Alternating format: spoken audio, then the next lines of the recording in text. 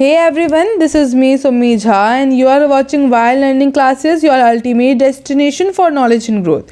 Guys, आज का हमारा टॉपिक होने वाला है लंदन बाय विलियम ब्लेक की पोएम है।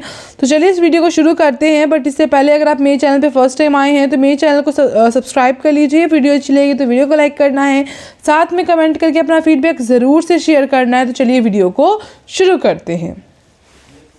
अब यहाँ पे हमारा जो पोएम है उसका इंट्रोडक्शन लिखा हुआ है। So London is among the best known writings by visionary English poet William Blake. The poem describes a walk through London which is presented as a pained, abrasive and impoverished city in which all the speaker can find is misery.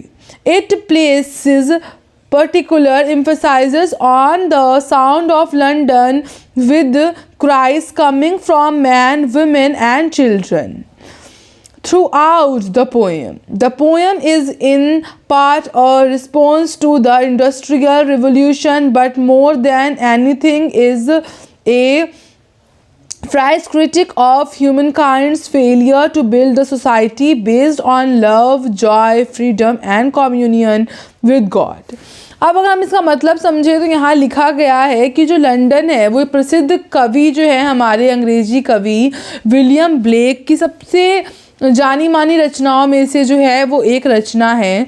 और ये कविता जो है वो London में एक सैर का वर्णन करती है, किस तरीके से एक वॉक हो रहा है उसका जो है वो पूरा विस्तार में जो है वो वर्णन करती है, जिसे पीड़ित, दमनकारी और गरीब शहर के रूप में भी जो है वो प्रस्तुत किया गया है, जहाँ जो स्पीकर है वो केवल दुख और संकट दिखाई देते हैं। ठीक है, जो स्पीकर है, जो वक्ता है, उनको केवल और केवल क्या दिखाई दे रहे हैं?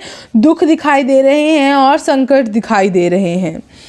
और यह कविता लंदन की आवाज़ों पर विशेष जोर देती है, किस तरीके से जो लंदन के साउंड्स हैं उस पर जो है वो विशेष जोर दे रही है, जिसमें पुरुषों, महिलाओं और बच्चों की पुकारें हर जगह जो है वो क्या कर रही हैं? सुनाई दे रही हैं, गूंज रही है। ठीक है, अब यहाँ बोला है अगला कि यह कविता जो है वो आंशिक रूप से औद्योगिक क्रांति की प्रतिक्रिया है, लेकिन इससे भी अधिक यह मानव जाति की उस असफलता की कठोर आलोचना है जिसमें उन्होंने प्रेम, आनंद, स्वतंत्रता और ईश्वर के साथ साम्राज्य पर आधारित समाज बनाने में असफलता पाई है। अब आगे हम देखते हैं इसकी जो इंट्रोडक्शन के बाद समरी है उसके तरफ चलते हैं। समरी में बोला गया है, the speaker takes a walk through the destination street of London. This walk brings the speaker near the river Thames, which seems to have its course dictated for it as it flows throughout the city. The speaker sees signs of resignation and sadness in the faces of every person the speaker passes by. अब यहाँ बोला गया first stanza में कि जो speaker है वो London की निर्धारित सड़कों पर जो है वो टहल रहे हैं, वॉक कर रहे हैं, और यह सैर जो स्पीकर को जो थेम्स नदी के पास जो है वो ले जाती है, जो ऐसा प्रतीत होती है कि जैसे इसे पूरे शहर में बहने के लिए जो है वो बाध्य किया गया हो। जो स्पीकर है वो हर उस व्यक्ति के चेहरे पर निराशा और दुख के चिन्ह देखता है जिससे वह गुजरता है। यानी कि पूरे ये जो फर्स्ट स्टैंजा में यही बोला गया है कि वो एक स्पीकर जो हैं, जो इस पोएम के जो पोएट हैं बोल सकते हैं, जो वक्ता हैं, वो जो हैं सड़कों पे चल रहे हैं, लंदन की सड़कों पे चल रहे हैं, और वहाँ पे जब वो चल रहे हैं तो वहाँ पे एक नदी है, नदी के पास वो जाते हैं, नदी के पास उनको ले जाती है, वो जो सड़क है वहाँ उनको नदी के पास ले जाती है, और वहाँ पे ऐसा उनको लगता है कि जैसे जैसे पूरा शहर में बहने के लिए सिर्फ एक वही एक रास्ता है, और वहाँ से वो जितने भी लोगों को देखते हैं सबका चेहरा जो है वो निराशा से भरा होता है, दुख से भरा होता है, जहाँ जहाँ वो पास करते हैं सबको दुखी ही पाते हैं। ठीक है, अब अगला स्टेंजा में बोला है the speaker hears this pain to in the cries man as well as those of fearful newborn babies. In fact, in every voice in the city, in every law or restriction London places on its population, the speaker can sense people's feelings of being oppressed by city life. अब यहाँ बोला गया है कि जो हमारे speaker हैं, जो हमारे वक्ता हैं, वो इस दर्द को सुनता भी है और जब वो लोगों के चेहरों को देखता है तो बहुत फील करता है उन चीज़ों को। और जब वो उस दर्द को सुनता है, मतलब दर्द देखता तो है ही, और जब वो कान लगा के ध्यान लगा के उसको सुनता है तो पुरुषों की पुकार यानी मेंस का जो है वो क्राई, आवाज़, पुकार और डर से भरे नवजात शिशुओं की आवाज़ भी जो है वो सब सुनता है। दरअसल शहर की हर आवाज़ में और लंदन द्वारा अपने लोगों पर लगाए गए हर कानून या प्रतिबिंब में जो स्पीकर है वो यह महसूस करता है कि लोग शहर के जीवन से दबाव और दमन महसूस कर रहे हैं। यानी कि जो शहर का जो लाइफ है, जो सिटी का लाइफ है, उसमें जो है वो बहुत ज़्यादा जो है वो रिस्ट्रिक्शंस फील कर रहे हैं, दबाव फील कर रहे हैं, यानी खुश नहीं है सिटी के लाइफ से। The speaker hears the cry of young chimney sweeps whose misery brings shame on the church authorities. Thinking of unfortunate British soldiers dying in vain, the speaker imagines their blood running down the wall of a palace. अब बोला है कि जो वक्ता हैं, जो speaker हैं, वो युवा चिमनी साफ़ करने वालों की पुकार सुनते हैं। यानी कि हर जगह से वो जो है वो दुख की आवाज़ें सुन रहे हैं, जिनका दुख चर्च के अधिकारियों के लिए शर्मिंदगी का कारण बनता है।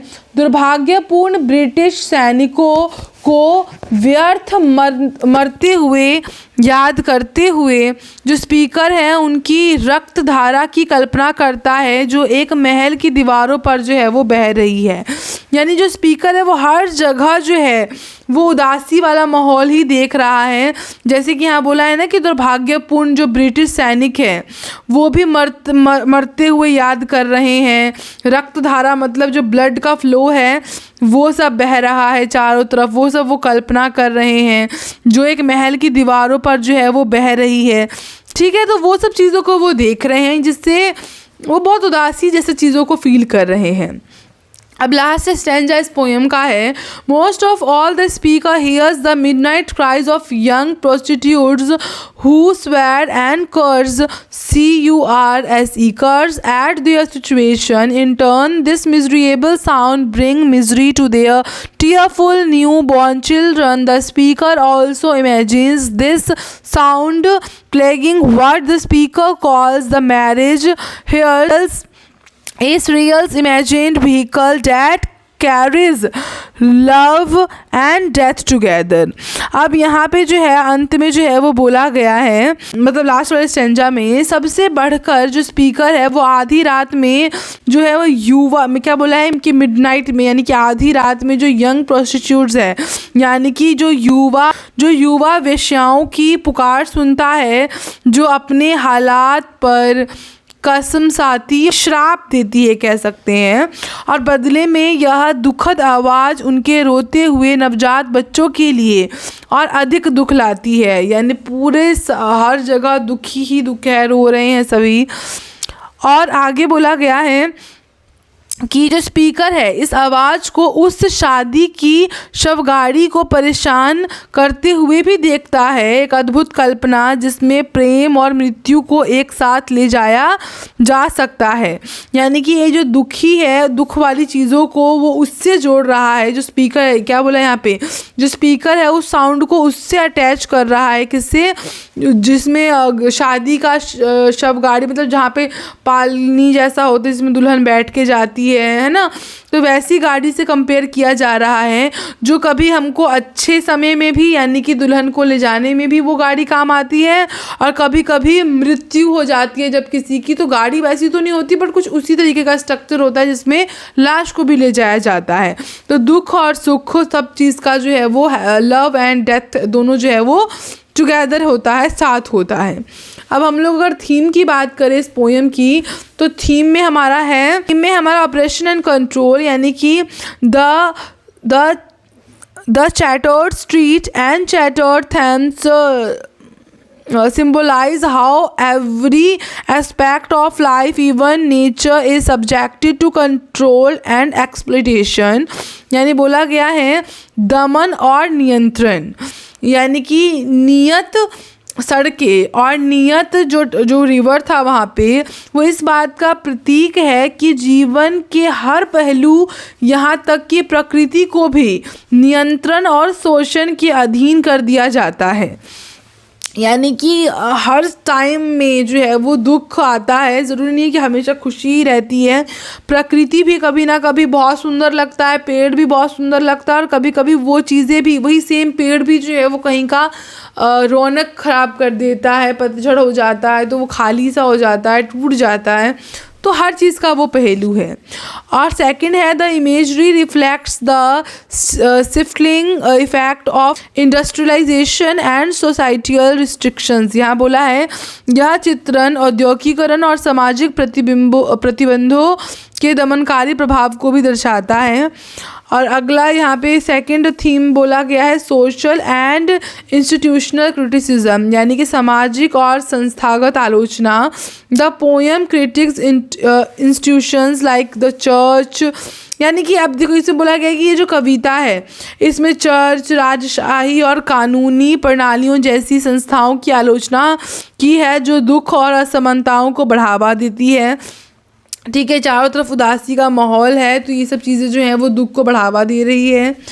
और आगे बोला है कि the church indifference to child labour and the, अब यहाँ पे क्या बोला गया है सेकंड वाले मतलब पॉइंट में, कि जो चाइल्ड लेबर के प्रति चर्च की जो उदासीनता है, जहाँ पे छोटे बच्चों से काम करवाया जाता है, और सैनिकों के जीवन के प्रति राजशाही की उपेक्षा, यानी कि जो सैनिक के लोग हैं उनके जीवन में जो है आगे चल के जो है वो राजशाही सुख आएगा, उपेक्षा आएगा, ये सब चीज़ों सोचा जाता है और स्पष्ट रूप से जो है वो निंदा किया जाता है। तो ये सब चीज़ें जो हैं इसमें दिखाई पड़ता है कि कोई भी सुख सुविधा जो है वो लाइफ में मुश्किल होती है आने में, और बहुत दिक्कतें सामना करना पड़ता है उसमें भी, और बहुत सारी उदासियों का सामना करना पड़ता है। तो पूरी स्टोरी में, पूरे पोएम में यही था, किस तरीके से चारों तरफ जो है वो उदासी है, रोने की आवाज़ है और दुख पीड़ा है हर जगह। ठीक है, तो इसी के साथ हमारी ये जो वीडियो है, ये जो हमारा टॉपिक है वो हमारा कंप्लीट होता है। आई होप आपको ये वीडियो अच्छी लगी होगी। अगर आपको वीडियो अच्छी लगी है तो वीडियो को लाइक करना है, साथ में कमेंट करके अपना फीडबैक ज़रूर से शेयर करना है। तो मिलते हैं अगली वीडियो में नए टॉपिक के साथ, तब तक के लिए बाय बाय, जय हिंद, वंदे मातरम।